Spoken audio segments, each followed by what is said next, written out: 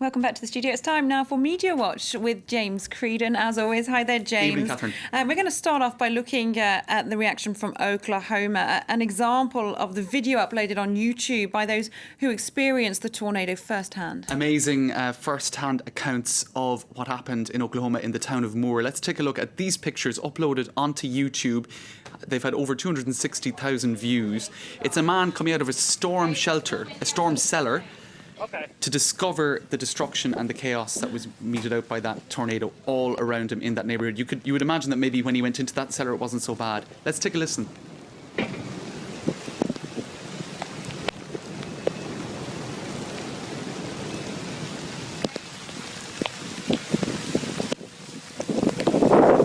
The Lord giveth and the Lord taketh away. Wow.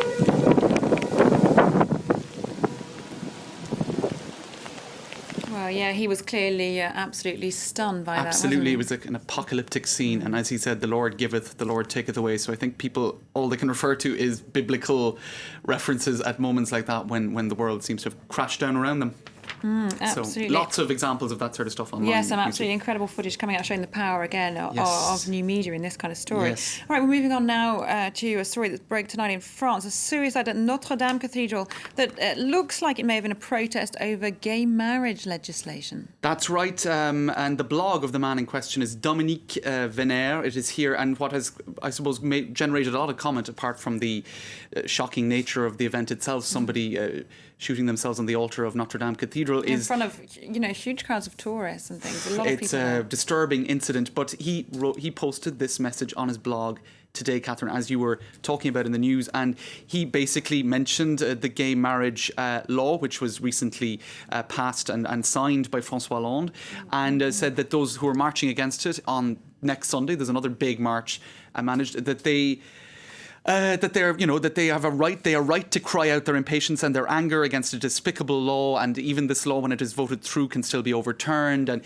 he's a former member of a far right paramilitary group called the OAS, which was responsible for all sorts of violent acts in Algeria just before independence, and is affiliated with the National Front as well. And I suppose what has shocked many about the violence of this event and his timely reminder on his blog about his opposition to the gay marriage law is the fact that Marine Le Pen, the leader of the National Front Party, really paid quite heartfelt. Yeah, she paid tribute to him. Homage, exactly. And let's just read out this tweet, which you may have already seen in the news as well. She is basically saying all of our respect to Dominique Venner, who in his last act, which was eminently political, tried to wake up the public, the French public. I mean, a very shocking reaction. Well, really, for some. If she wanted to say we had similar political ideas, but I'm saddened by what happened, or it's a very tragic thing. There's no expression of sorrow in that, and it is a man who's shot himself in the head in Notre Dame Cathedral in front of many other people. Right. But we are seeing tweets as well, Catherine, of people opposing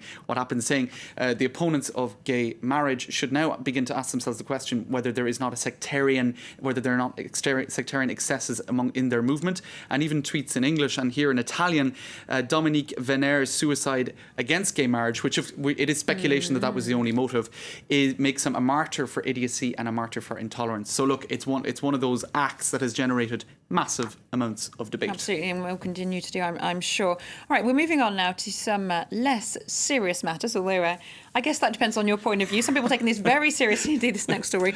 Russia claims there was vote rigging at the Eurovision Song Contest at the weekend, which saw their act deprived of points. What a scandal. Amazing. Now, you have Sergei Lavrov here. Let's take a look at a photo of Sergei. Now, he has got in touch with his Azeri... Russian foreign minister, that's right, the Russian foreign minister, who's usually quite concerned about Syria and defending arms sales. They're criticising US policy, but now it's the Eurovision.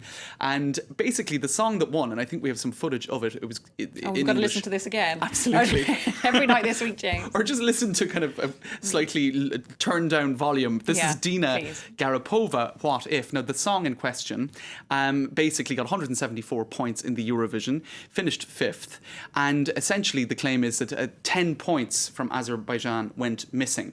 Now, the Azeri president is apparently investigating the issue. This does indeed sound like a diplomatic incident. It does, and indeed the Azeri ambassador to Moscow, who is a former Soviet-era crooner, has said it's not possible that his country would give no points to Russia for this particular song, when in fact Russia gave 12 points to Azerbaijan. So, look, it's a highly politicised event in terms of... do we have some pictures of, the winner?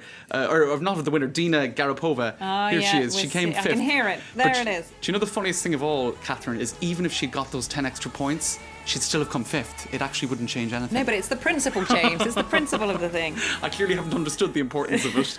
But it is the most watched TV show in the world, so soft power. A lot of people clearly do care about that.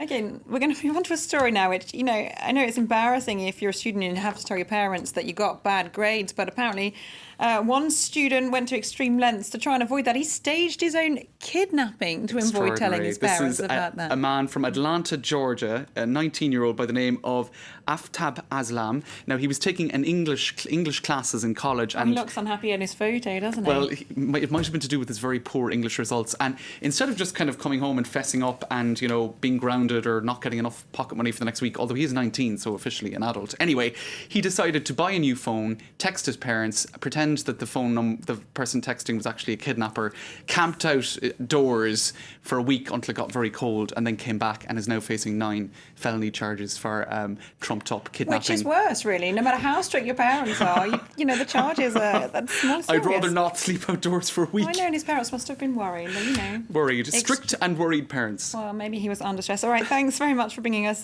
these stories, James CREEDON there with tonight's Media Watch. It's time now for a look at what's got people clicking in cyberspace. It's Web News.